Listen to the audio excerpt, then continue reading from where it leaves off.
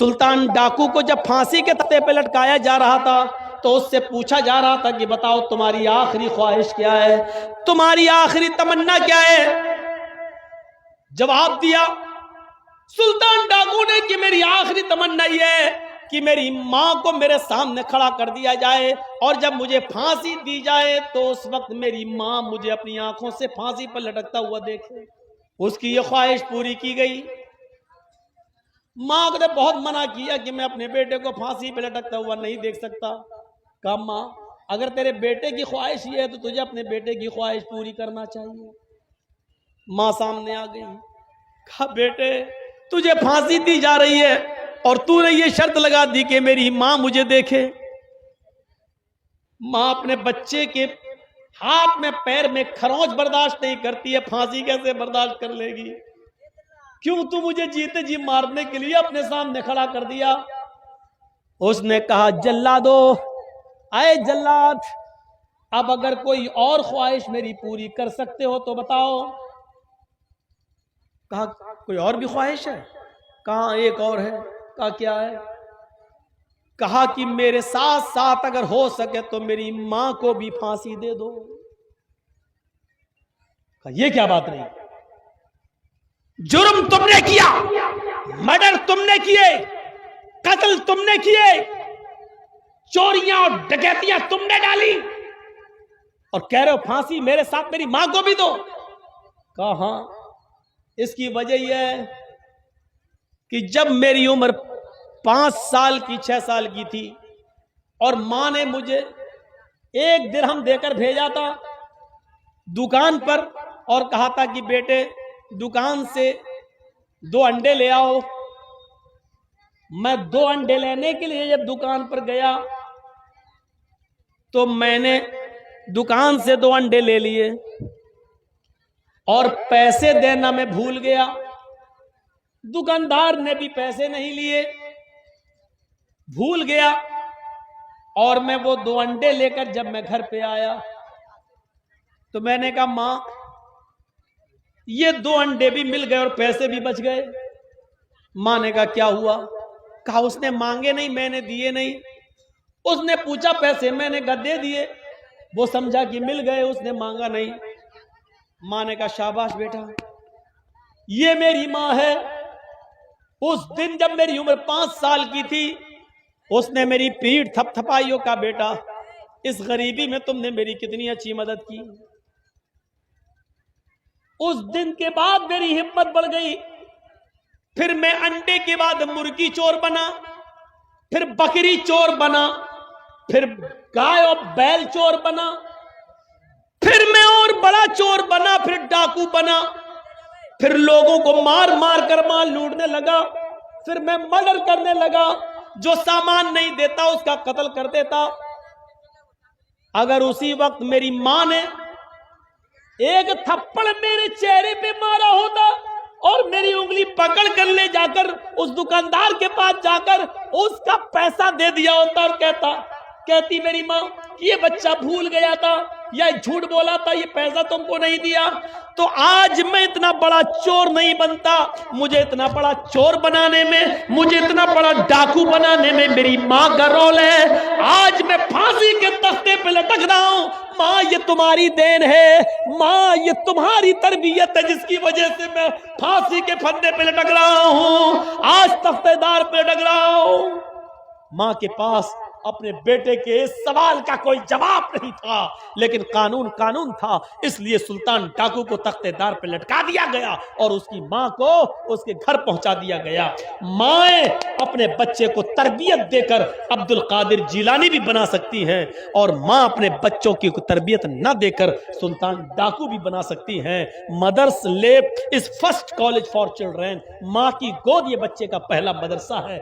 بچہ ماں کی گود سے جو تربیت سیکھے گا وہ سیکھتا ہے، اور بچے کو اگر ماں نے نہیں سکھایا تو دنیا کی کسی یونیورسٹی سے کوئی اچھا لڑکا اچھی تربیت لے کر نہیں اٹھے گا۔ یہاں جتنے شراب پینے والے ہیں ضرور ان کی شراب پینے میں ان کے ماں باپ کا کوئی رول رہا ہوگا، ورنہ کوئی نوجوان شراب نہیں پیتا. اگر کوئی بیڑی سگریٹ اور پان تمباکو کا خوگر ہے تو یہ تربیت تمہارے ماں اور باپ کی ہے, معاف کیجئے گا. اگر کوئی شرابی شراب پیتا ہے تو یہ تربیت تمہاری ماں اور باپ کی ہے.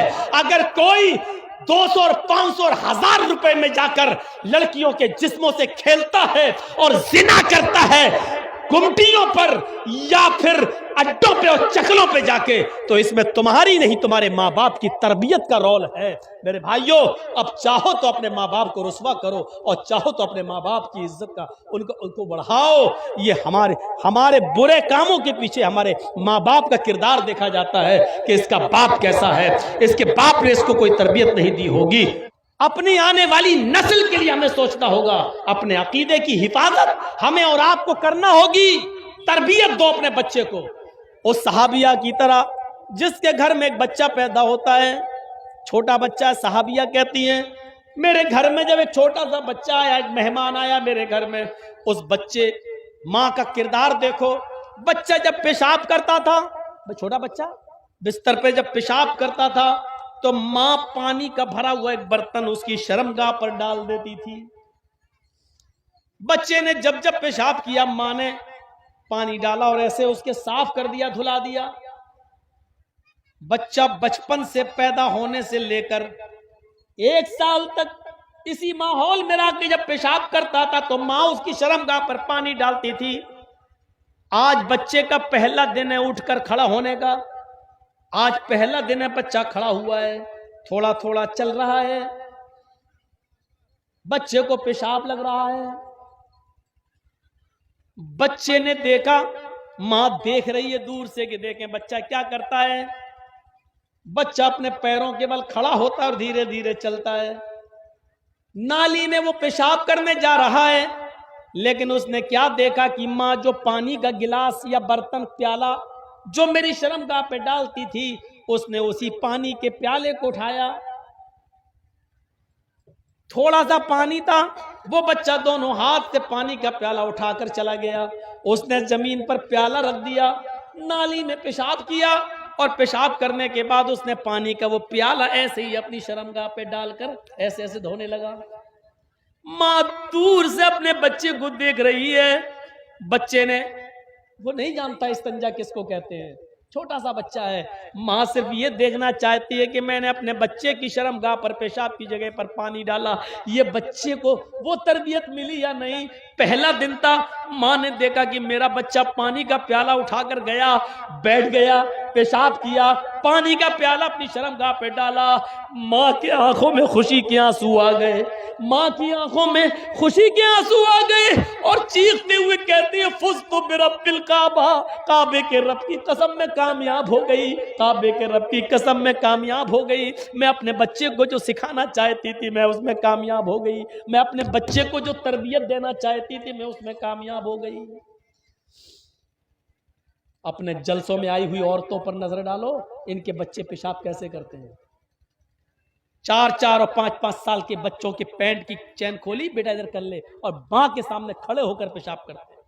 یہ مائیں اپنے بچوں کو کیا تربیت دیں گی.